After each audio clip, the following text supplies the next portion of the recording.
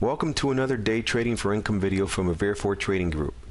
For today's video chart analysis, we will be using a 133 tick chart of the Forex currency pair dollar-yen. Our trading strategy is to only trade in the direction of the moving average, and we must have both a PBF direction bar trigger along with confirmation from the squeeze.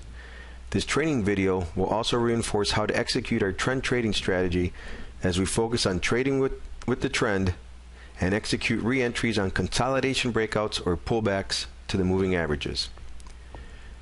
As we begin, from the very beginning, we see clearly a downward bias of both the moving averages and the PBF direction bars.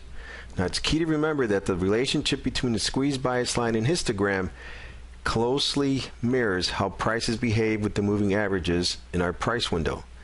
So in this case, although we get a PBF direction bar trigger right away, we sit on our hands until the squeeze histogram is under the squeeze bias line as detailed in our day trading plan. We start to see a brief consolidation, so we place a limit order 1 pip under the swing low. Following our entry rule pays off as we break to the downside with a decent run of nearly 20 pips. We stay flat as prices retrace back to the moving averages and wait for another opportunity. We begin to see consolidation paired with our big picture outlook. Since this is our short-term entry screen, we would expect our swing low indicator to paint right away at the low of the red PBF direction bars. This should hopefully keep us out of a trade. However, if we were to get filled 1 pip below the swing low, our protective stop loss would take us out with a small 10 pip loss.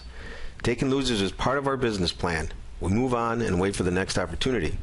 So at this point, we have 1 winner and 1 loser.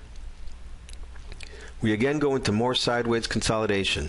This time we get a clear PBF direction bar trigger and strong PBF squeeze confirmation. The downward trend continues, and by remaining disciplined and following our entry rules, we can enter 2 more shorting opportunities. Once we are in the trades, we make sure we follow our money management rules and take profits, along with using aggressive trade management and tightening our stops when our trade is green. In summary, this is a nice downward trend. With discipline and patience, we get several low-risk opportunities which result in 3 winners and 1 loser.